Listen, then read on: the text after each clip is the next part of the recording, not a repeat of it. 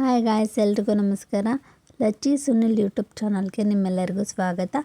ಹಾಗೆ ನನ್ನ ಚಾನಲ್ ಯಾರೇ ಸಬ್ಸ್ಕ್ರೈಬ್ ಮಾಡ್ಕೊಂಡಿದ್ದೀರಾ ಅವರೆಲ್ಲ ತುಂಬಾ ಥ್ಯಾಂಕ್ಸ್ ಅಂತ ಹೇಳ್ತಾ, ಯಾರು ಸಬ್ಸ್ಕ್ರೈಬ್ ಮಾಡ್ಕೊಂಡಿಲ್ಲ ಅವರು ದಯವಿಟ್ಟು ಸಬ್ಸ್ಕ್ರೈಬ್ ಮಾಡ್ಕೊಳ್ಳಿ ಅಂತ ಕೇಳ್ಕೊತಾ ಹೀಗೆ ಸಪೋರ್ಟ್ ಮಾಡಿ. ಇವತ್ತಿನ ವಿಡಿಯೋದಲ್ಲಿ ನಾನು ಮಾವಿನಕಾಯಿ ಉಪ್ಪಿನಕಾಯಿ ಹೇಗೆ ಮಾಡೋದು ಅಂತ ಹೇಳ್ಕೊಡ್ತೀನಿ.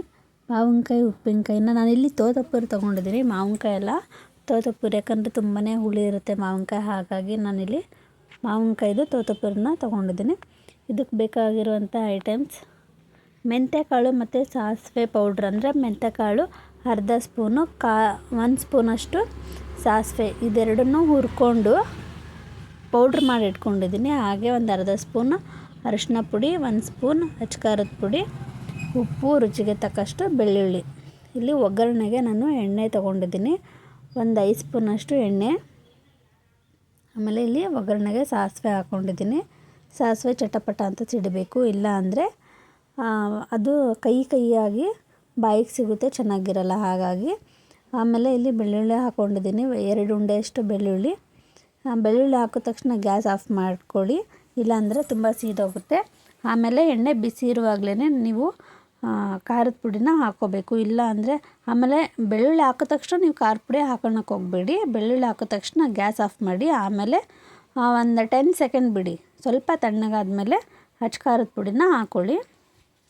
ಇವಾಗ ನಾನಿಲ್ಲಿ ಸಾಸಿವೆ ಮೆಂತ್ಯಕಾಳು ಹುರ್ಕೊಂಡು ಪುಡಿ ಮಾಡಿ ಇಟ್ಕೊಂಡಿರುವಂಥ ಪೌಡ್ರನ್ನ ಹಾಕ್ಕೊಂಡಿದ್ದೀನಿ. ಆಮೇಲೆ ಹುರಿಬೇಕಾದ್ರೆ ನೀವು ತುಂಬ ಸೀದ್ಸಕ್ಕೆ ಹೋಗಬೇಡಿ, ಸ್ವಲ್ಪ ಲೈಟಾಗಿ ಕೆಂಪಗೆ ಬಂದ ತಕ್ಷಣ ನೀವು ಅದನ್ನು ಕಾಳನ್ನ ತಕ್ಕೊಂಡು ರುಬ್ಬಿಟ್ಕೊಳ್ಳಿ. ಇವಾಗ ಇದಕ್ಕೆ ಉಪ್ಪು, ಖಾರ, ಅರಿಶಿನ ಪುಡಿ, ಆಮೇಲೆ ರುಬ್ಬಿಟ್ಕೊಂಡಿರುವಂಥ ಮೆಂತ್ಯಕಾಳು ಸಾಸಿವೆ ಪೌಡ್ರನ್ನ ಹಾಕ್ಕೊಂಡಿದ್ದೀನಿ. ಆಮೇಲೆ ಯಾವುದೇ ಕಾರಣಕ್ಕೂ ನೀವು ಇದನ್ನು ಕೈಯಿಂದ ಕಲ್ಸಕ್ಕೆ ಹೋಗ್ಬಿಡಿ, ಯಾಕಂದರೆ ಬೇಗ ಕೆಟ್ಟೋಗುತ್ತೆ, ಹಾಗಾಗಿ. ಆಮೇಲೆ ನಾನು ಒಗ್ಗರಣೆಗೆ ಹಾಕಿಟ್ಕೊಂಡಿರುವಂತಹ ಬೆಳ್ಳುಳ್ಳಿ, ಆಮೇಲೆ ಸಾಸಿವೆ, ಅಚ್ಕಾರದ ಪುಡಿ, ಇದನ್ನೆಲ್ಲ ಇದಕ್ಕೆ ಹಾಕ್ಕೊಂಡು ನಾನು ಕಲಿಸ್ಕೋತೀನಿ. ಯಾರಾದರೂ ನೆಂಟರು ಬಂದಾಗ ಈ ಥರ ಮಾಡಿದ್ರೆ ತುಂಬ ಚೆನ್ನಾಗಿರುತ್ತೆ. ಆಮೇಲೆ ಬೇಗ ಪಟ ಅಂತ ಮುಗ್ದೋಗುತ್ತೆ. ನೀವು ಬರೀ ಅನ್ನ, ಬೇಳೆ ಸಾಂಬಾರು ಅಥವಾ ಮೊಸರನ್ನ ಇದು ಯಾವುದಕ್ಕಾದ್ರೂ ನೆಂಚ್ಕೊಂಡು ತಿನ್ಬೋದು, ತುಂಬ ಚೆನ್ನಾಗಿರುತ್ತೆ.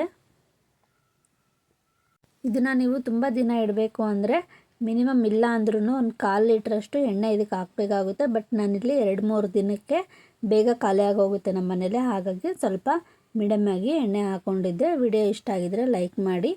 ಹಾಗೆ ನನ್ನ ಚಾನಲ್ ಯಾರು ಸಬ್ಸ್ಕ್ರೈಬ್ ಮಾಡ್ಕೊಂಡಿಲ್ಲ ಅವರೆಲ್ಲ ಮಾಡ್ಕೊಳ್ಳಿ. ನೆಕ್ಸ್ಟ್ ವಿಡಿಯೋದಲ್ಲಿ ಸಿಗೋಣ. Thank you so much.